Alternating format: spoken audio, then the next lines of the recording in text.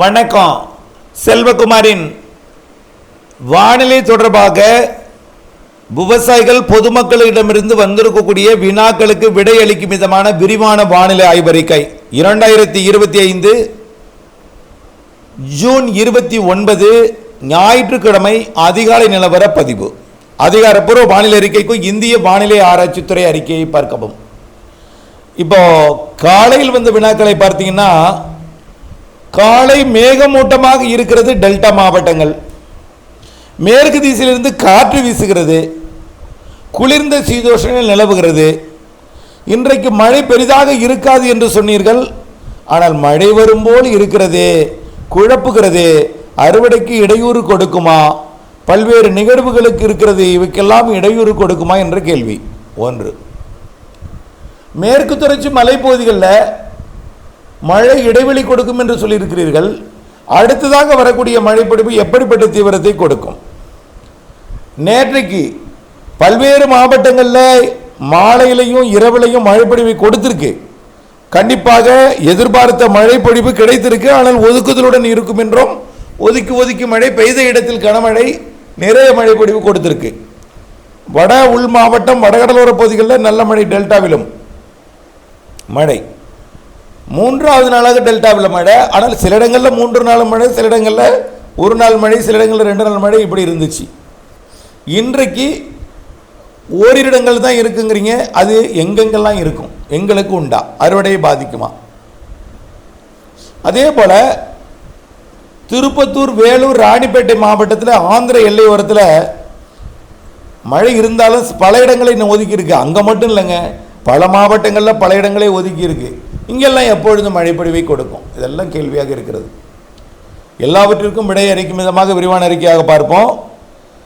ஒன்றே ஒன்று சொல்கிறேன், தமிழ்நாடு தவிர்த்த பிற மாநிலங்களுக்கு தான் தென்மேற்கு பருவமழை. தமிழ்நாட்டுக்கு பெய்யும் மழை எப்படிப்பட்ட மழையாக இருக்கும்? வெப்பச்சலனம் மாலை இரவு மழைப்பொழிவாக இருக்கும். ஏன் இந்த அதிகாலை நேரத்தில் இந்த மேகமூட்டம்? ஏன் இந்த மிரட்டல்? ஏன் இந்த குளிர்ந்த காற்று அப்படின்னு பார்த்தீங்கன்னா, தென்மேற்கு பருவக்காற்று நிலநடுக்கோட்டுக்கு தெற்கே ஆஸ்திரேலியா, மடகாஸ்கர் இடைப்பட்ட பகுதியிலிருந்து வரும், மகர ரேகையிலிருந்து வரும். அங்கிருந்து வரக்கூடியது குளிர்காற்று. அங்கிருந்து வரும்பொழுது வர்றபடியில் கடலில் பட்டு நிலநடுக்கோட்டுக்கு வரும்பொழுது குளிர்காற்று வெப்பமடையும்.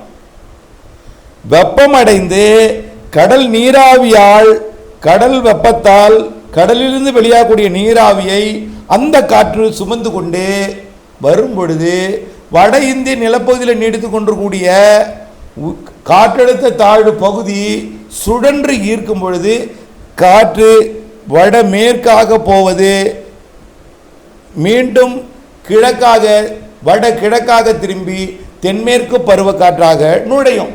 கேரளாவிலிருந்து குஜராத் வரைக்கும் நுழையும். இதுதான் தென்மேற்கு பருவக்காற்று. ஒரு டேர்ன் ஆகு பார்த்தீங்களா, ஒரு கட்டிங் பாயிண்ட் இருக்கு பார்த்தீங்களா, அதில் காற்று எந்த இடத்துல கட்டிங் பண்ணுதோ அந்த இடத்துல காற்று குவிதல் அதிகமாக இருக்கும்.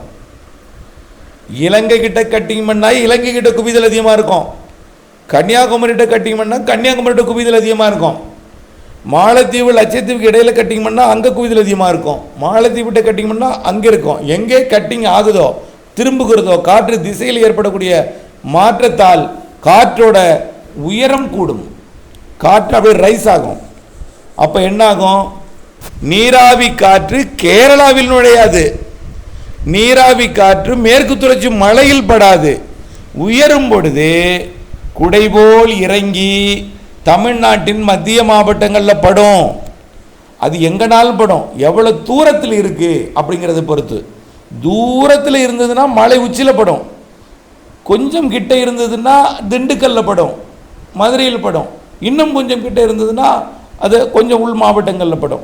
இருக்கும் இடத்தை பொறுத்து தரை தொடும் இடம் வேறுபடும். அதன் அடிப்படையில் புதுக்கோட்டை, திண்டுக்கல், மதுரை, சிவகங்கை இந்த மாவட்டத்தில் பட்டு டெல்டாவிற்கு, டெல்டா தரை மீது பயணித்து மேற்கு நோக்கி பயணிக்குது காற்று. அப்போ இந்த காற்று குளிர்காற்று தான், இந்த காற்று குளிர்காற்று தான். ஆனால் நீராவி சுமந்து வரும் காற்று தான். ஆனால் நீராவி சுமந்து வரும் காற்றை குளிர்விக்கும், அந்த வெப்ப நீராவியை குளிர்விக்கும் காற்று தெற்கு காற்று இல்லை. காரணம் ஏன்னா அது வங்கக்கடலில் அப்பால் இலங்கைக்கு கிழக்காக பயணித்து கொண்டிருக்கு. இதனால் குளிர்விக்கும் அமைப்பு இல்லை, இதனால் குளிராக இருக்கிறது, மழையாக மாறவில்லை. கிழக்கு நோக்கி காற்று போகுது, அது குளிர்த்த சீதோஷ நிலையை மட்டும் கொடுக்கும், மேகமூட்டத்தை கூட உருவாக்காது. புரியுதுங்களா? இதனால தான் இந்த வானிலை. இது மழை தருமா? தராது சார். பொதுவாக மாலையில் மழை வேணும்னா பகலில் வெயில் சுட்டரிக்கணும். வெயில் சுட்டரித்தா தான் காற்றில் உள்ள ஈரப்பதம் மேலெழும்போம். அப்போத்தான் வங்கக்கடல் காற்றும் அரபிக்கடல் காற்றும் உள்பகுதிகள் நிலப்பகுதிக்குள் நுழையும். நிலப்பகுதிக்குள்ள 2 காற்று சந்திப்பை ஏற்படுத்தி மழை மேகத்தை உண்டு பண்ணோம். ஆகவே இப்படிப்பட்ட அமைப்பு மழை மேகத்தை உண்டு பண்ணாது, குளிர்ந்த சீதோஷலை மட்டும் கொடுக்கும், மழையை தராது. மழையை தரும் எங்கு தெரியுமா தரும்? மலைகளில் தரும். வழித்தடத்தில் மழை இருந்தால் அங்கே தடுக்கப்பட்ட உள்பகுதிகளில் இருக்கக்கூடிய மலையால் தரும். சிறுமலையில் படலாம், கல்வராயன் மலையில் படலாம். இங்கே தான் நம்ம சொல்கிறோம், சிவகங்கை மாவட்டம் புதுக்கோட்டை மாவட்ட எல்லை பகுதிகளுக்கு மழை இருக்கலாம் ஓரிரு இடங்களில். கள்ளக்குறிச்சி விழுப்புரம் மாவட்டத்தில் ஓரிடங்களில் இருக்கலாம்னு சொல்லியிருக்கோம். அவ்வளவுதான் இன்றைக்கு. அதனால பெரிய மழை இருக்காது, நேற்று போல் பரந்த மழை இருக்காது என்பதை புரிந்து கொள்ளுங்கள். நாளை அதுவும் இருக்காது. 1ஆம் தேதி வரை 3 நாள், 29 ஒரு இரு இடம், 30 1ஆம் தேதி அந்த ஒரு இடம் கூட குறைவாக இருக்கும் என்பதை புரிந்து கொள்ளணும். ஆக மழை இன்றைக்கு பெரிதாக இருக்காது. ஆனால் மிரட்டு வானம், மிரட்டு மேகம் இருக்கலாம், தூறல் கூட இருக்கலாம். அதனால் அது ஒரு மழையாகவோ நினைக்க கூட செய்யாது, கவலைப்பட வேண்டாம். அடுத்ததாக காற்றழுத்த தாழ்வு நிலை பகுதியாகி ஒடிசா மேற்கு வங்கம் இடைப்பட்ட பகுதி வழியாக உள்ளே நகருது. உள்ளே போய் தீவிரமடைய போகுது. மேலும் புதிய நிகழ்வும் வரப்போகுது. இவையெல்லாம் தமிழ்நாட்டிற்கு 2ஆம் தேதியிலிருந்து தென்மேற்கு பருவமழை தீவிரப்படுத்தும் அமைப்பாக இருக்கும். ஏன்னா நிலநடுக்கோட்டுக்கு தெற்கே ஒரு காற்று சுழற்சி இருக்குது, அது தென்னரைக்கோள காற்று சுழற்சி. அது கடிகார சுற்றில் சுழலும். கடிகாரம் எப்படி சுற்றும்? 12, 1, 2, 3 இப்படி சுற்றும். அந்த நிகழ்வு மாலத்தீவு அருகே வரப்போகுது. அப்போ இங்கே இருக்கக்கூடிய உயரழுத்தத்தை இடம்பெயர செய்யும். அப்போ என்னாகும்? காற்று குவிதல் கேரளா வழியாக, தமிழ்நாட்டின் மேற்கு தொடர்ச்சி மலை வழியாக, காற்று பகுதி கணவாய் பகுதி வழியாக, தமிழ்நாட்டின் உள் மாவட்டங்கள் வழியாக வங்கக்கடலோரம், அதுவும் குறிப்பாக வடகடலோரம் வட உள் மாவட்டங்களுக்கு நல்ல மழை பொழிவை 2ஆம் தேதியிலிருந்து தரப்போகிறது, ஜூலை 2லிருந்து.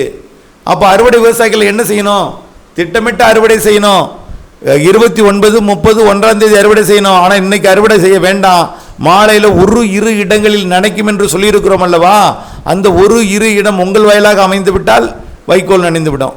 நாளை மறுநாள் 30 மற்றும் ஜூலை 1ஆம் தேதி திட்டமிட்ட அறுவடை மேற்கொண்டு 2ஆம் தேதிக்குள் உங்கள் தானியங்களையும் வைக்கோலையும் சேமித்திடுங்கள்.